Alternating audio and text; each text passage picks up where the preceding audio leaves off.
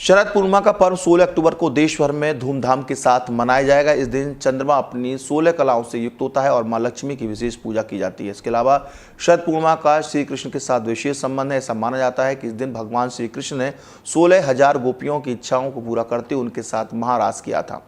इस रात्रि में हर नृत्य को महारास कहा जाता है, जो भक्तों की बीच अत्यंत पवित्र माना जाता है। इस परंपरा को आगे बढ़ाते हुए 17 अक्टूबर को कान्हा की क्रीड़ास्थली गोकुल स्थित गोपाल घाट परमहंस आश्रम पर यादव समाज की महिलाएं, जिन्हें अहिरानियां कहा जाता है, द्वारा महारास का आयोजन किया जाएगा। इस विशेष आयोजन में गुजरात की लीरी बेन और उनकी मंडली की भागीदारी रहेगी, जिन्होंने पहले गुजरात के द्वारका में पूरे भारत में अहिरानियों को एकत्रित कर महारास का वर्ल्ड रिकॉर्ड बनाया था। इस आयोजन के लिए लीरी बेन और उनकी मंडली के कुशल संचालन में महारास का प्रदर्शन होगा, जो न केवल सांस्कृतिक धरोहर को जीवंत रखने में सहयोग होगा, बल्कि इस पवित्र अवसर पर और भी खास बनाएगा।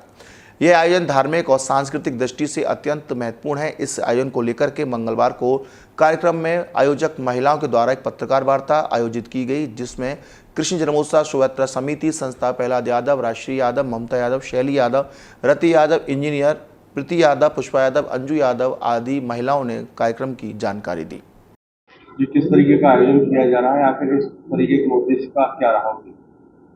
इस कार्यक्रम का उद्देश्य है सभी यादवों को, जो भी इधर उधर बिछड़े हुए हैं, सबसे पहले तो कृष्ण भगवान से जुड़ें और कृष्ण भगवान की भक्ति में इतने सराबोर हो जाएं कि जो हम इधर उधर हैं या कृष्ण भगवान से जिनकी लगन नहीं है, उनकी लगन लगाई जाए और उनको इस विषय पर जो भगवान के प्रति उनकी आस्था है उसको बढ़ाया जाए। क्योंकि जो भगवान ने द्वापर में क्रियाएं की, जो भगवान ने द्वापर में अनेक तरह के लीलाएं की, उस तरह की लीला भगवान अब भी करते हैं, साक्षात रूप में आते हैं, तो उन्हें उन्हीं रूप में साक्षात रूप में प्रकट करने के लिए हम ये लीला कर रहे हैं और इनसे सभी की मनोकामनाएं भी पूरी होगी, सबकी आस्था भी बढ़ेगी और हमारे यादवों का प्रोग्राम भी सफल होगा।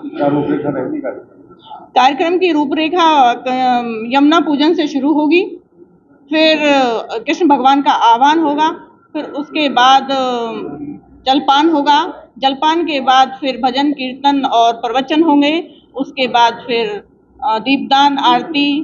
और महाराष्ट्र में लगभग कितने लोगों के सम्मिलित होने की उम्मीद है? महाराष्ट्र में लगभग 250 अहिरानियों के सम्मिलित होने की संभावना है और बहुत से गेस्ट यानी बाहर से भी बहुत से महिलाएं और पुरुष आ रहे हैं इसको देखने के लिए, प्रोत्साहित करने के लिए।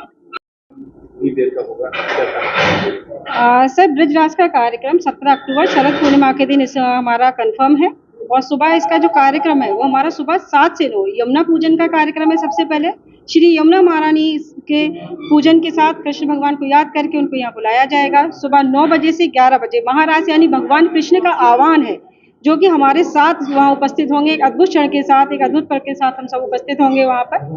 तत्पश्चात बाल भोग का कार्यक्रम होगा, जिसमें सभी लोगों को बाल भोग दिया जाएगा। उसके बाद पश्चात कुछ वक्ताओं द्वारा हमारी संस्कृति के बारे में चर्चा की जाएगी और तत्पश्चात उसके बाद में हमारे पास महाआरती, महाप्रसादी और महाप्रसादी के बाद महाआरती और दीपदान का कार्यक्रम है, जो कि शॉर्ट फॉर्म में इसी तरह से है। क्रीड़ास्थली में होगा कार्यक्रम, पहली बार हो रहा है?